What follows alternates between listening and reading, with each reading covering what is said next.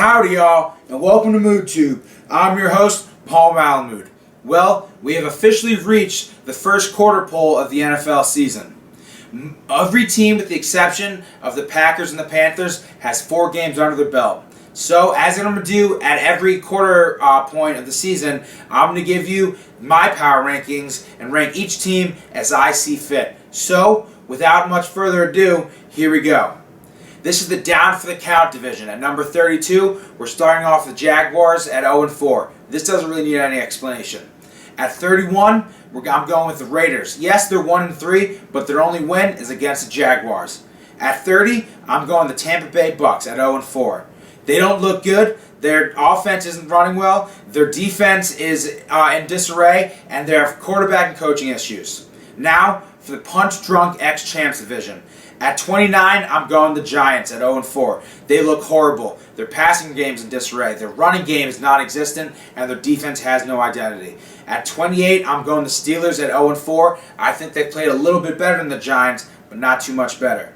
Next division is the standing 10 count. These are the teams that I think are about to be knocked out. At 27, I'm going the Philadelphia Eagles at 1-3. I expected better things at the start of the season. We haven't got it yet. 26, the St. Louis Rams. Same thing as the Eagles. I expected better. Haven't gotten it yet. At 25, the Vikings. They've had 2 real long runs from Adrian Peterson, but that's about it. If they need to show us more, but I think they're about to get knocked out. And lastly, at 24, the Redskins. I've got them at the top of this group because they're starting to look better with RG3, and they just got their first win. We'll see how things shape up, but they've got to get together fast.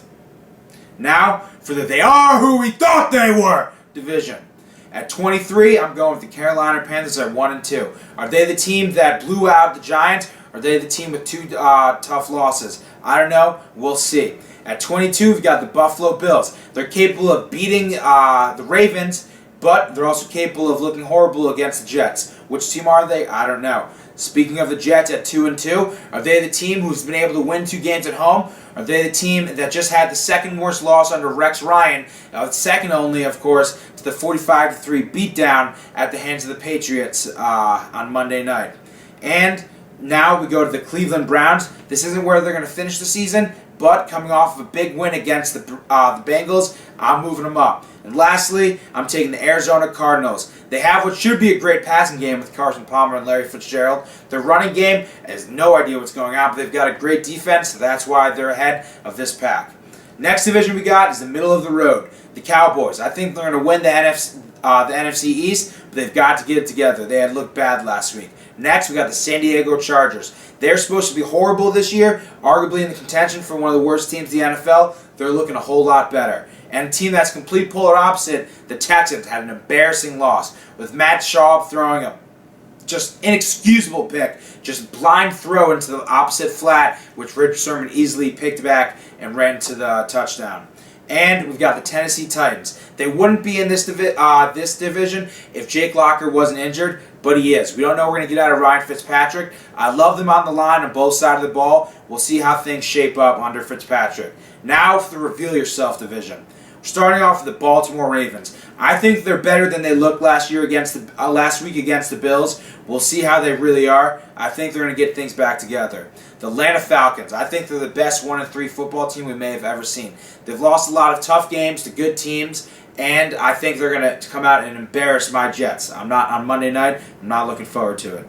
Green Bay Packers at 1-2. They had a real tough loss to the 49ers week 1, and then they had a great win followed up by a bad loss to the Bengals. Coming off the bye week, I'm expecting big things. Cincinnati Bengals at 2-2. Last week I thought I was ready to proclaim them the second best team in the AFC. Well, not so much after that garbage loss to the Browns. Time to reveal yourself. Miami Dolphins. I said I thought they were the favorite to win the AFC East. Didn't look that case. I knew the Saints were going to win last week, but I didn't think they were going to be embarrassed on the road. So, time to reveal yourself. And San Francisco 49ers, they got back on track, listening to me, getting back to their hard-nosed identity. If they stay that way, I think they're going to be rising up these power rankings by the midpoint of the season. We'll see. Time to reveal yourself. Now, we're going to play Contender Pretender. I like the Lions a lot. I love their offense. I don't like their defense. I think they're a contender. I think they're a pretender. That's why I've got them at 8, even though they're leading the division. At 7, I've got the Bears. I love their offense with Martellus Bennett now to go along with Brandon Marshall. Their defense is their defense. It's going to be good. So I like the Bears. That's why I put them ahead of the Lions, even though they lost the Lions last week. And I've got the Indianapolis Colts. We don't know what we're going to get from the team. They're expected to have a down year. They're looking great. Their defense seems to be playing better. Andrew Luck is playing great as we would have expected. And Trent Richardson, we'll see what he can contribute from here on out. Now, for the Floyd Money Mayweather team, and that's New England Patriots. They might be the worst undefeated team in the history of the NFL. They looked great on Sunday night against the Falcons, but besides that, they hadn't been looking good in their first 3 wins. But, like Floyd Money Mayweather, they're one of the great teams of our generation. And it doesn't always look pretty, but they've got the job done. We're going to see how they can perform for the rest of the season once they get their weapons back. I think they're going to end up winning the division now, but we will see. Now for the Cinderella. The Chiefs were 0-4 last year. They pick up Andy Reid, now they're 4-0. We'll see how the rest of the season turns out. Let's just hope it doesn't turn midnight in Kansas City. Now for the belt contenders. These are the 2 teams that I think are vying for the top spot in the NFC. At number 3, I've got the Saints. I love their defense. Well, I don't love it, but I like their defense under Rob Ryan a lot more this year. And you know what you're getting out of a Drew Brees-led offense. It's great seeing Sean Payton back. The Seahawks, I have them at number 2 because they did win this week, even though they shouldn't have. They won because the Texans played garbage on offense. So I've got them at number 2. We'll see how that ends out by the end of the season. Looking forward to Monday night, December 2nd, like I said last week. And now for the 2007 or 1998 division. This is the Denver Broncos. Are they going to be the 2007 Patriots, go 18-0, setting every offensive record in the book, and then losing the Super Bowl? Or are they going to be the 1998 Patriots? Race through most of the regular season, have a couple losses at the end of the season, then go on to win the Super Bowl. I don't know. We'll see. I'm hoping it's the 98 Broncos, but we'll find out. What's that? Oh, it appears I've got some mail, which means it's time for Ask Moody. Our first question comes all the way from Omaha, Nebraska, from Tom Horgan. He's asking, if you were commissioner, would you approve a move from Jacksonville to Omaha? Well, Tom, yes, I would. The Jaguars might go 0-16 this season for the second time, and I think only the second time ever since besides the Detroit Lions. So I think they might be in need for a change of scenery. Roger Goodell's been talking about wanting to expand to Europe, but why not move to another foreign frontier, the Midwest, the far Midwest, out of Nebraska? Out of Nebraska, they support their sports teams a whole lot. In Lincoln, the Cornhuskers have a great attendance record. They have close to 400 consecutive sellouts of their big stadium. The Creighton Blue Jays basketball team, they have a great attendance record. I believe it's close to the top 10 in terms of percentage. And then they also have the College World Series, which sells out almost every year. So I think, why not? Let's give Omaha a professional sports team and see what they do with it. I've got a name. How about the Omaha Corn Milkers? Next, we got our next question. Comes from Nick Koss. It's about Peyton Manning. Can he pull an Elway with back-to-back Super Bowls to close his career? Well, Nick, yes, I think he can. This year, doesn't seem that there's anybody that can stop him. The offense looks great, and I think they're going to keep on going all year long. I think they're going to be more the 98 Broncos than the 2007 Patriots, and there's no reason why he can't come back and do it again next year. So, Nick, yes, he can.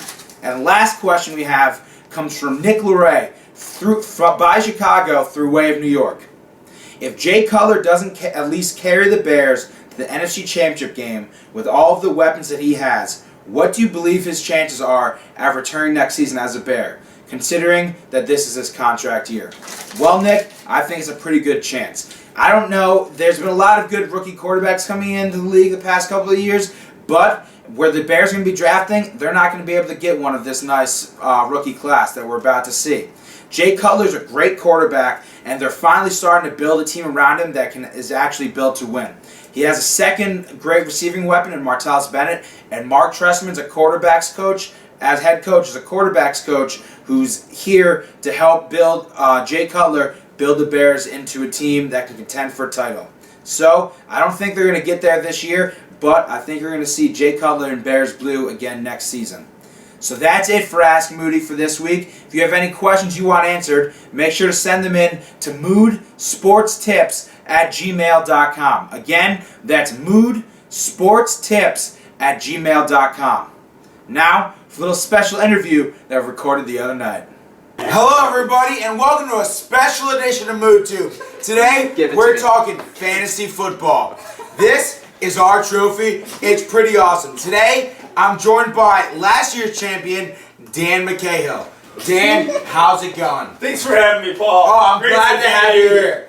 I'm pleasure to be the champion of the league, Bishop Award. So, Dan, can you tell us a little bit about your team name? Oh, my team name is Poop on You, like I did on Ben. All one word. And it's great.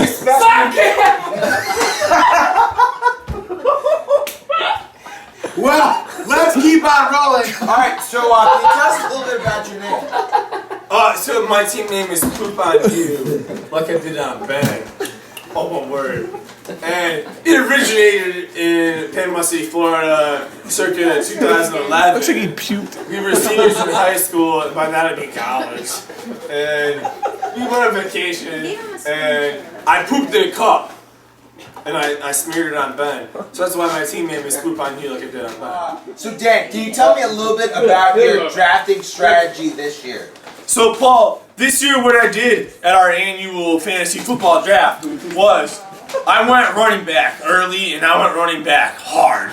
Well, everybody, this is our dear friend, Poop on You like I did on Ben. We'll get back to you soon. I'm MoodTube. Well, I think it's safe to say we're all officially dumber for having watched that interview. So how about I drop some knowledge on you in fashion of some favorable fantasy matchups. As always, this segment is brought to you by GTS Clothing, aka Greater Than Sports. Now this isn't a matchup, but something you should pay attention to. Mike Gutton's going to more than likely be available in your league. He's a New York Jets running back coming off suspension.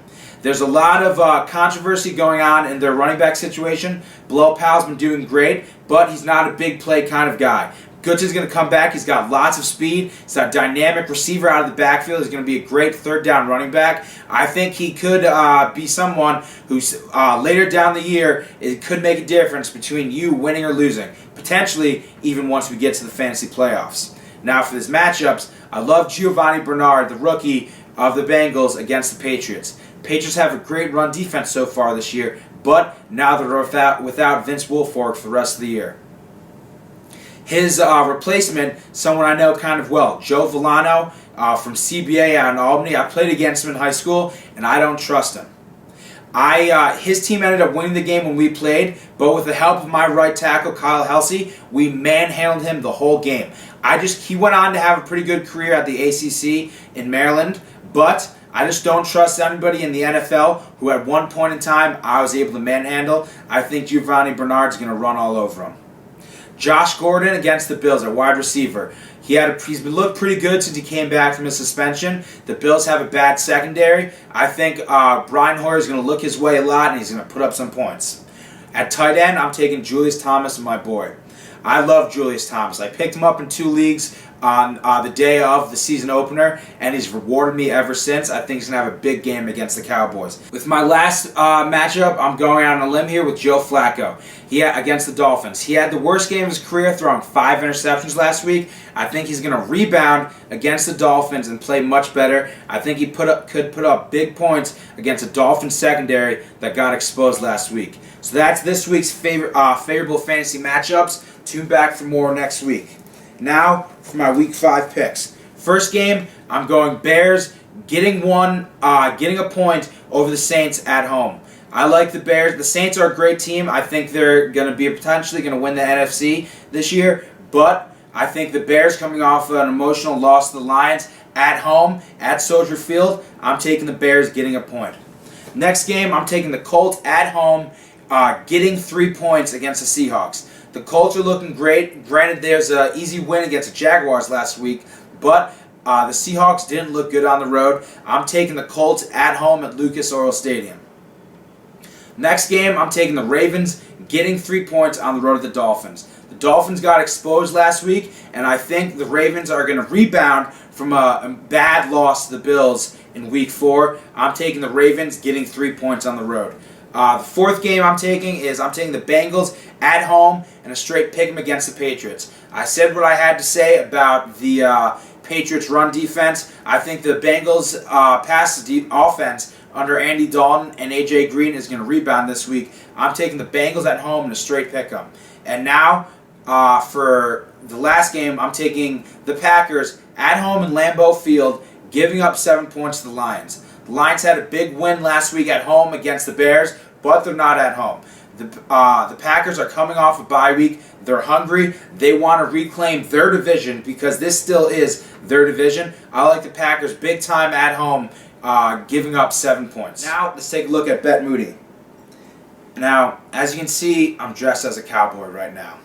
After the embarrassment that was the Jets-Titans game last week, I've had to do this because I lost my bet to Titans fan Matt Gomey. So, I'm going to try to get back on the winning ways by picking the Bengals to beat the Patriots. I'm making this bet this week with Patriots fan Jamie Lagarce. Now, if by some chance the Patriots go in to Cincinnati and beat the Bengals, I'm going to have to put a Tom Brady bobblehead on set for the rest of for every MoodTube week until the Jets beat the Patriots. Now I know the Jets are going to beat the Patriots at JetLife Stadium later this season, so I'm not too worried. But I don't want to disgrace this set by having any Patriots thing on it. So come on, let's go Cincinnati. Now, because I don't welch in any bets, it's time for me to live up to the rest of my payment. So, hold on to your seats, ladies. Oh yeah.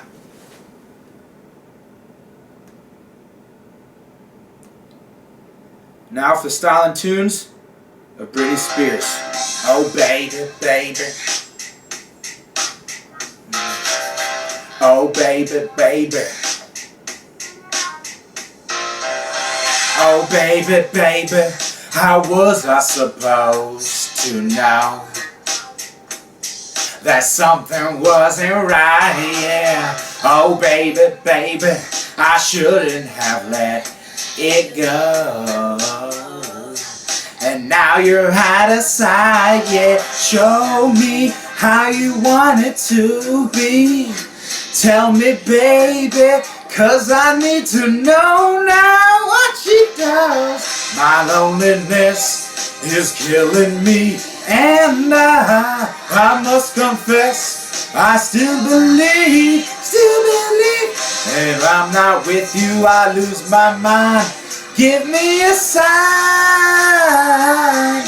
Hit me, baby, one more time. Oh, baby, baby, the reason I breathe is you. Girl, you got me blinded. Oh, pretty baby, there's nothing I wouldn't do. That's not the way I planned it. Show me how you want it to be. Tell me, baby, 'cause I need to know now. Oh, because my loneliness is killing me, and I must confess, I still believe. When I'm not with you, I lose my mind. Give me a sign. Hit me, baby, one more time. Thanks for tuning in to MoodTube this week, everybody. I'll see you all next week. But in the meantime, don't forget to check out the tube, because you got to see Mood. Oh, baby, baby, how was I supposed to know